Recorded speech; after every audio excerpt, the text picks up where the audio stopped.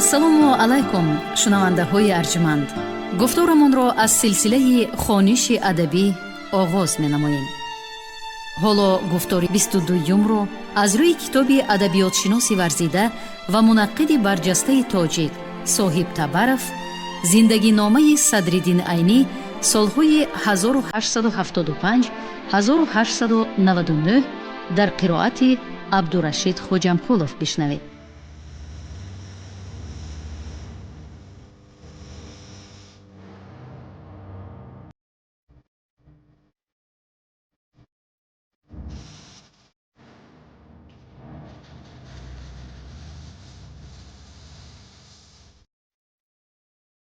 خواننده آینده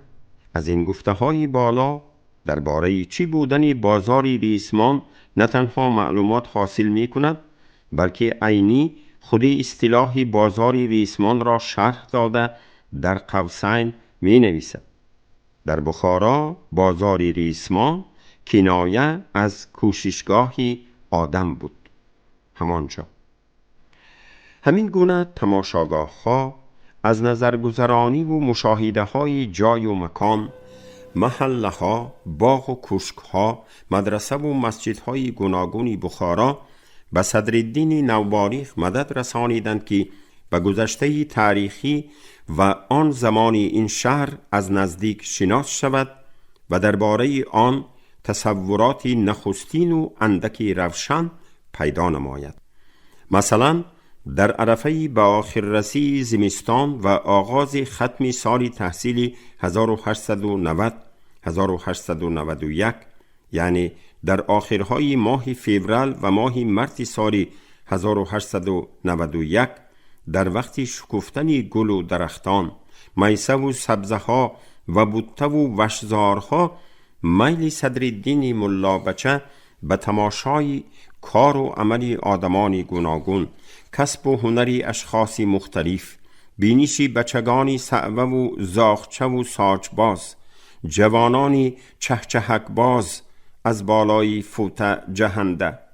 مشاهده دودوک بازی و گوشتینگیری پهلوانان و مخصوصاً شنیدنی سرود و ترانه های ملا حامدی صوتی، زین‌الدین خواجه و دیگر رامشگران و نوازندگان، حافظان و مطربان و امثال آنها خیلی زیاد می گردد که همه اینها به او یک ذوق و حلاوت و مرام و هوسی خاصی می بخشیدند. همه این مشاهده ها ایجاد نصاب و سیبیانی مشترک، حتی برای غرچ کردنی کفش ملا تراب بیرحمانه قتل نمودن او و ده‌ها و صدها حادثه های وحشیانه و فاجعه‌ای زندگانی پردهشتی بخارای امیری آن سالها،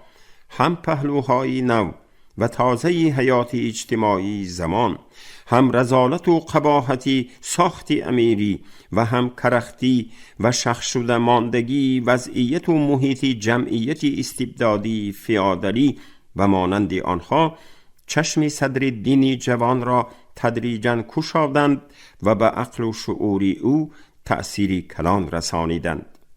در این سالهای نخستین تحصیل و استقامتش در مدرسه،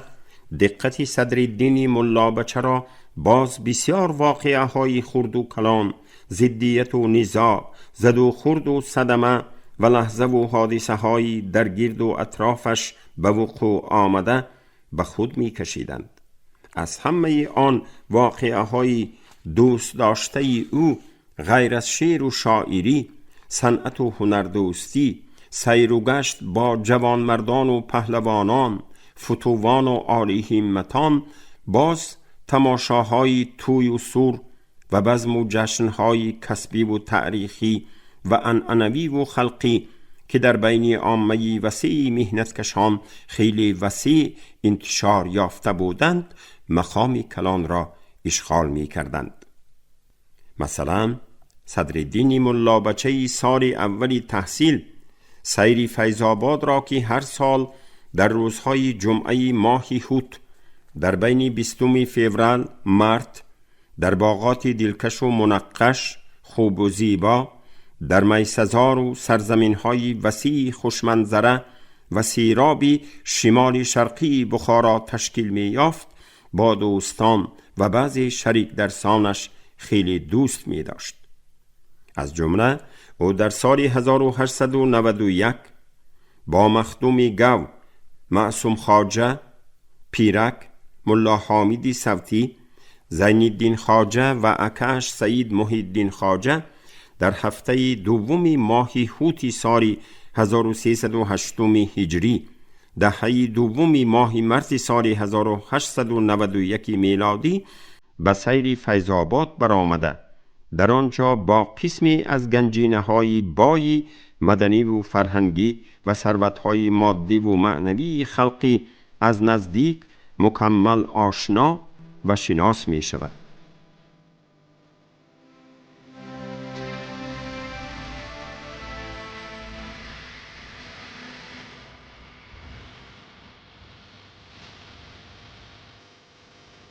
چنانکه بعدها خود عینی می نویسد، او از ماه‌های نخستین تحصیلش در مدرسه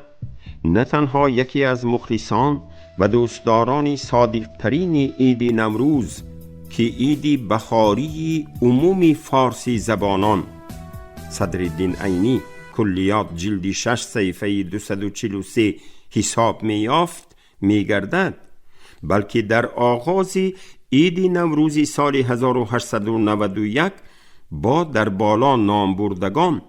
در سیر خلقی کلانترینی پیش از سال نو، پیش از نوروز که در سالهای عادی 22 مارس هر سال و در سالهای کبیسه، سالی که ماه فوریه‌اش 29 روز است، 21 مارس جشن گرفته می شود، در دهه فیض آبادی واقع در شمال شرقی شهر بخارا بی واسطه شرکت می ورزد. آشنایی با زحمت و مهنت، رفتار و کردار و معامله و مناسبت قلندران و درویشان، ملا بچگان و طلبگان، مخدومها، ملازادگان، پهلوانان و گوشتینگیران، بای بچگان و تاجران، اهل کسبه، بازاریان عادی، بجلبازان، اشتبازان، چارمغزبازها، خندقبازها، تخمبازها، زاغچه‌بازها، ساچبازان، چهچهکبازان، دودوکبازان، آش فروشان، نان فروشان، گوشت فروشان، کله پاچه فروشان، مویز و چارمغز و دانشورک و نخود بیریان فروشان و غیره در همان سیر فیض آباد من بعد برای معین کردن علاقه و رابطه و مناسبت صدرالدین ملا بچه چی با طبقه و گروه های گوناگون جمعیتی، چی با کسب و هنرهای متفرق کسبی و خلقی و چی با آدمان جداگانه اجتماعی مدد کلان رسانیدند.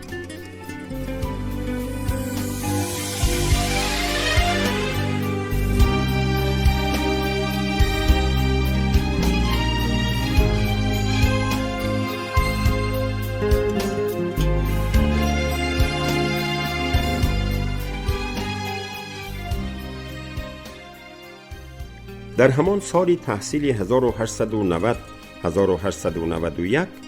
برای تدریجاً تأخیر یابی و تبدلات جدی در شعور و تفکر و برای کشایش و تحول من بعده جهانبینی و جهانشناسی صدرالدین، شنیدن بحث و مناظره و محاوره و مباحثه های تضادانه ملایان و ملا بچگان مدرسه میر عرب در اطراف نام و فعالیت و کار و عملی احمد مخدوم دانش نیز رال و مقام کلان بازیدند.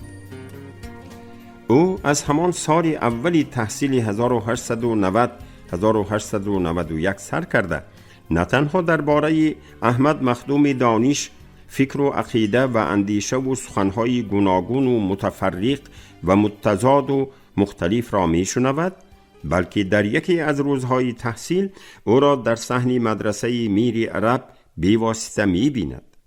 شنیدنی چنین حرفهای مختلف درباره احمد مخدوم دانش میل صدرالدین طالب علم را به دانستن شخصیت این مرد نامدار زمان خود خیلی زیاد می نماید.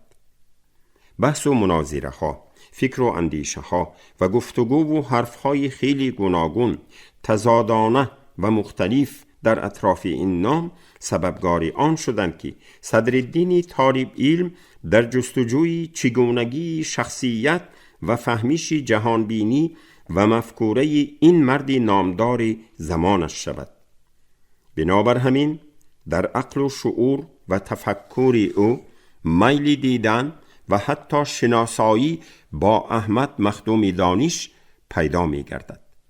سبب این را از دو جهت قلمداد کردن ممکن است. یکی، در مدرسه میر عرب که خود عینی با برادرش سید محی الدین خواجه در آنجا حجره داشت و استقامت می کرد، در بین چی ملاهای ارتجاع پرست و چی ملا بچگان دایر به آدمی عجیب، احمد مخدوم مهندس، هندسدان، دانش. صدرالدین عینی کلیات جلد 6 صفحه 264 خیلی بسیار سخن و حرف گفته می شد. بحث ها برپا می گردید. گوناگون اندیشی دوام می کرد و غیره. دیگری، عینی نورس از ماه‌های اولی تحصیلش در نزد ملا عبدالسلام در این مدرسه بارها با گوش خود شنیده بود و با چشم خود دیده بود که هنگام احمد مخدوم دانش از حولیش در گذری جعفر خواجه به حجرهش به مدرسه میر عرب می آمد، میان سرای نشان کلانان مدرسه همگی در حال از جای برخیسته دستهایشان را پیش گرفته تعظیم کنان به او سلام می دادند. اما او به طرف سلام دهندگان نگاه نکرده، فقط با اندک سرش را جنبانیده به سلامشان جواب دادن، سخنی نگفته به حجرهش می در آمد. آنها پس از گذشتن او از نزدشان باز بد سخنی، عیبجویی و عیبکابیشان را نسبت به او ادامه می دادند. در پیش کلانان مدرسه و ملاهای ارتجاعی غیبتشان را حتی اوج می گیراندند.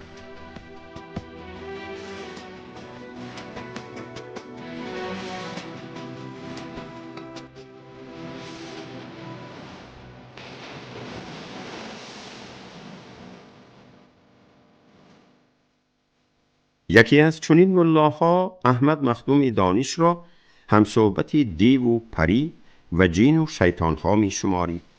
دیگری او را برای کدام وقت گرفتن آفتاب و ماهتاب را پیشگویی کردنش غیبتدانی بیدین می حسابید. سومی وی را مانند فرعون و نمرود و شداد خدا بی خبری دعوای خدایی کننده قلمداد می نمود. چهارمی در حیرت از کار و کردار امیر و قاضی کلان می ماند که چرا او را برای گپ‌های کفرش و دعوای خدایی کردنش هیچ گپ نمی زنند، بلکه در قطار علما به او جامه بنارس می پوشانند و غیره و هاکذا. همین گونه مناسبتی متضادانه و متقابله کار و عمل و خلق و کردار ملاهای گوناگون و سرکردگان مدرسه میر عرب در یک جایگی با قسمی از ملا بچگان به احمد مخدوم دانش میل و رغبت و دقت صدرالدین نورس را که شاهد همه این حادثه ها، بحث و مناظره ها و گفت و گزارها بود، به خود جلب نکرده نمی توانستند. عینی سبب اساسی به مدرسه میر عرب تیز آمدن احمد مخدوم دانش را با کار علمی و پژوهشی و ایجادی او علاقمند می شمارید. او در آن مدرسه یک حجره داشت که در آن دامادش استقامت می کرد. عادتاً آدمان زیادی به حولی شهری احمد مخدوم دانش می آمدند. برای آنکه از رفت و آمد آدمان گوناگون به حولیش رها یابد و امکان حل یگان مسئله و معمای علمی و ایجاد بدیعی پیدا نماید، احمد مخدوم دانش به همین حجره‌اش در مدرسه میر عرب آمده در خلوت آن مسئله و معماهای علمی و تدقیقاتی را حل می کرد و به کاری ایجادی مشغول می شد. عینی در این باره چنین نوشته است: احمدی کله در گذری جعفر خواجه یک حولی داشت که در آنجا زندگانی می کرد و در مدرسه میری عرب یک حجره هم داشت که در وی دامادش استقامت می نمود. احمد مخدوم هرگاه که رفت و آیی مردم به دلش زده به بالای یگان مسئله دشواری فکر کردن را خواهد، به مدرسه آمده یک شب را در اینجا در خلوت گذرانده باز به خانه دائمیش می رفت. صدرالدین عینی، کلیات جلد 6 صفحه 265.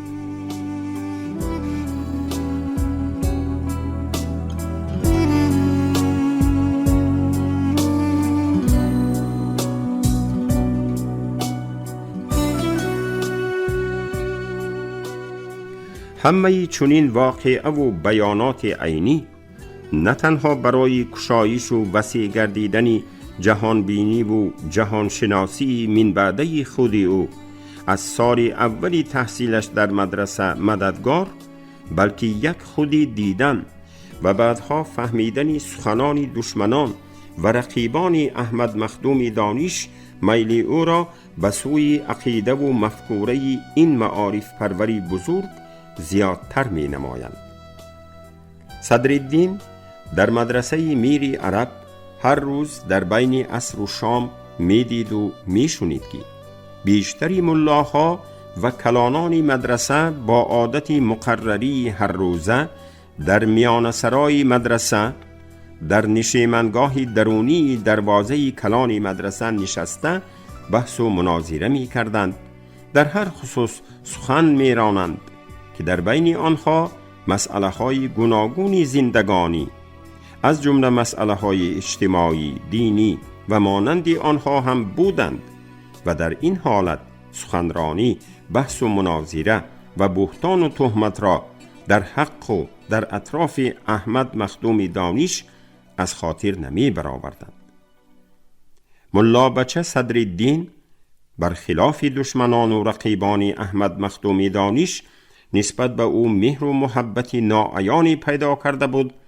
و در شخصیت او یک آدمی با معرفت ترین و دانشمند ترین علامه دوره خود را تصور می نمود.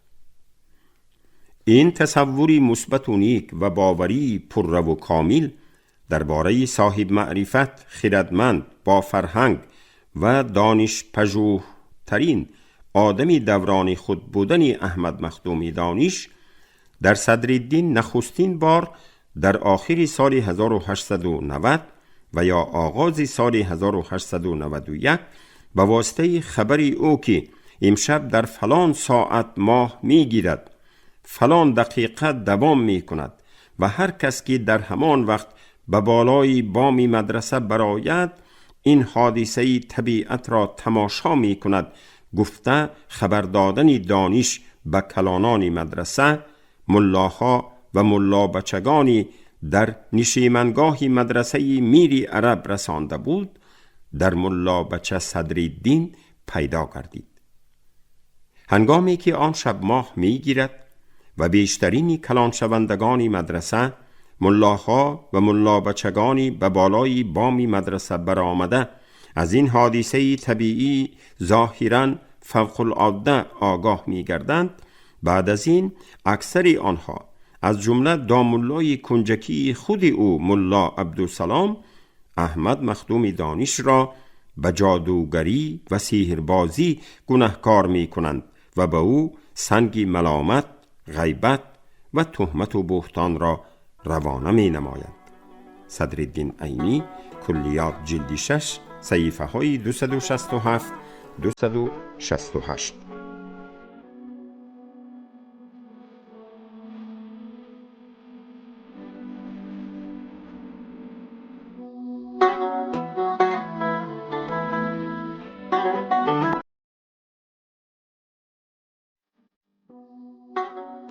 اما صدرالدین ملا بچه با این فکر و عقیده و غیبت و بهتان و افترا و تهمت آنها هیچ راضی نمی شود و از همان سال سر کرده در عقل و دل خیش باطناً این مردی فاضل را صمیمانه راهبری معنوی خود انتخاب می کند. و عینی در بهاران سال یکم تحصیلش در مدرسه و استقامتگاهش در مدرسه میر عرب با توسط 3 خوجه‌اینش با سروری ملا عبدالسلام امکان پیدا می گردد و میسر می شود که حوری احمد مخدومی دانش را در گذری جعفر خواجه بیند. خود او در این باره این طور می نویسد: در بهاران سال یکم استقامتم در مدرسه میر عرب مرا دیدن حوری احمد مخدومی دانش میسر شد. این خوشبختی در من به این طریقه روی داده بود: در روزهای توتپزی، روز خوجه‌اینان من، ملاهایی که من در آنها آشپزی می کردم، ملا عبدالسلام، ملا قاسم و قاری بیگی خواستند که جای رفته توت خورند. همانجا جلد 6 صفحه 269. از آن جانبی که ملا محی‌الدین لواح با دانش شناس خیلی نزدیک بود و به حوری احمد مخدومی دانش دائما رفت و آی داشت، اینچنین بعضی نازکی های صنعت لواحی و صحافی و صحیفه بندی را به او می آموزاند و از جانبی دیگر در گذشته هم سبق و شریک درسی ملا عبدالسلام، قاری بیگی و ملا قاسم بود، آنها را با صدرالدین خدمتگارشان به حوری احمد مخدومی دانش برای توتخوری می برد. آن مهمانان ناخوانده را با 2-3 ملا بچه خردسال دیگر از جمله صدرالدین که با آنها برای توت افشانی و چادرداری همراهشان آورده بودند، صاحب خانه احمد مخدومی دانش با بهانه اندک خسته بودن شخصا قبول نمی کند و به نزدشان هم نمی براید. ولی پیش خدمتی صاحب خانه قاعده مهمانداری را بجا آورده برای آن مهمانان ناخوانده هم دسترخوان پهن می کند، هم چای می آورد، هم بروی آن دسترخوان 2 لعلی توت مهیا می سازد و هم بعد از خوردن آنها باز 1 طبق شیربرنج گرمی برویش روغنی زردی داغ ریختگی حاضر می نماید. کلیات جلد 6 صفحه 273. صدرالدین خدمتکار حتی از نخستین قدمگذاری ملا عبدالسلام، ملا قاسم و قاری بیگی به حوری احمد مخدومی دانش از صحبت، گفت و گذار، مبادله افکار، محاوره، از رفتار و معامله خوجه این ملاهایش، از غیبت و تهمت آن هم آشان به خلاصه می آید که اکثری مطلقی ملایان شهر بخارا به این علامه دوران و دانشمندی بزرگی زمانی خود با یک حسی ناتوانبینی و ناباوری، بدخواهی، بدنیتی، بدبینی و تنفر می نگریستند. چنانچه ملا عبدالسلام، ملا قاسم و قاری بیگی همچون میهمان تمام قانون و قاعده های میهمانداری را در خانه میزبان ویران کرده، بعد از دیدن خریطه زمین، کوره های مسطحه دنیای کهنه و نو، اروپا، آسیا، افریقا، استرالیا و امریکا و کوره های مجسمه زمین و آسمان در دیوارهای بالاخانه و در بالای 4 پایچه گردیشی، همانجا جلد 6 صفحه 271، به آن چیزهای دیده اشان همچون به واسطه مزاح و مسخره نظر می افکنند. آنها او را برای عقیده‌ای که گرفتن ماه را با حائل شدن زمین در بین آفتاب و ماه وابسته می شمارید، بی هیچ شک و شبهه به بیدینی حکم کردند. همانجا جلد 6 صفحه 272. آن ملاها هنگامی که در تاقچه های بالاخانه دایره، تنبور، دوتار و رباب بر این اسباب های موسیقی را می بینند، آنها را اسبابی بازی های شیطانی می شمارند و همه آن را دلیل بدعتکاری احمد مخدومی دانش قلمداد می نمایند.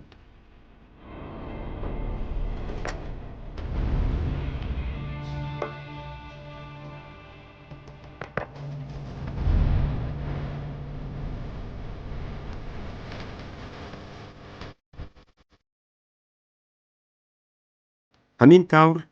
با وجود آنکه آن ملایان از دسترخوان خانه احمد مخدوم دانش چای و نان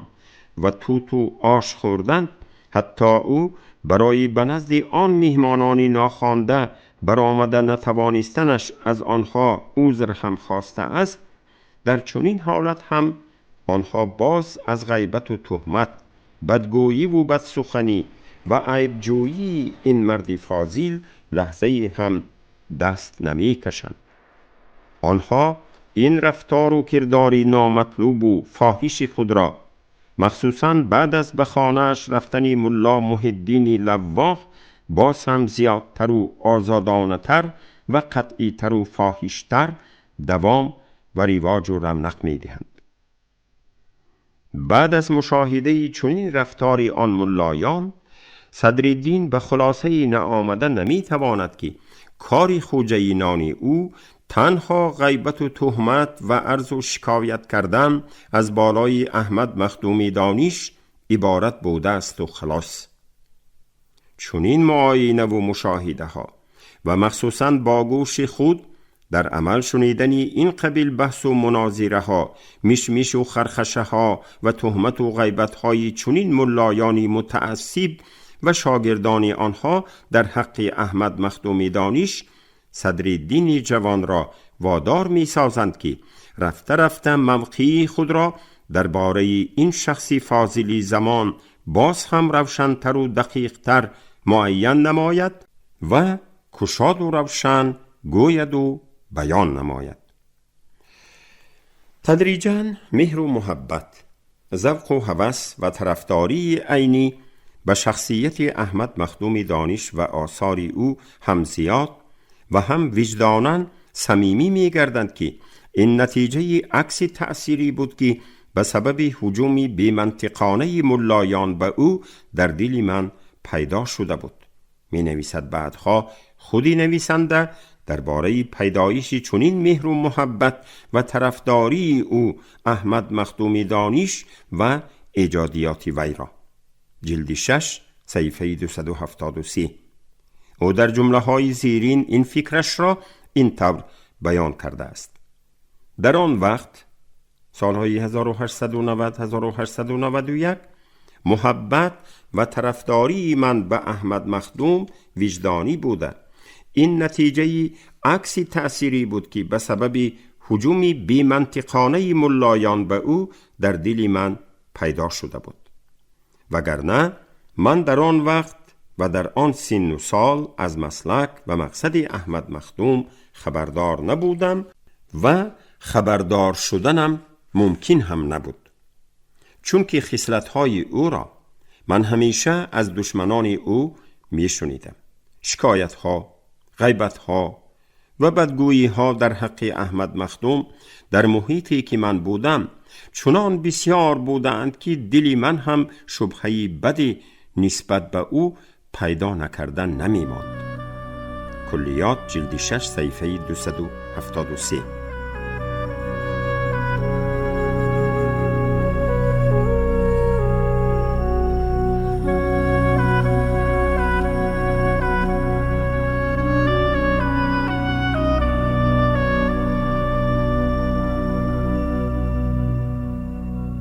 شما گفتار 22 رو از روی کتاب ادبیات شناسی ورزیده و منقد برجسته تاجیک صاحب تبرف زندگی نامه صدرالدین عینی سالهای 1875 1899 در قرائت عبدالرشید خوجمپولов شنیدید. کارگردان شیرعلی نغزلی. پایان گفتار از سلسله خوانش ادبی. شاد باشید.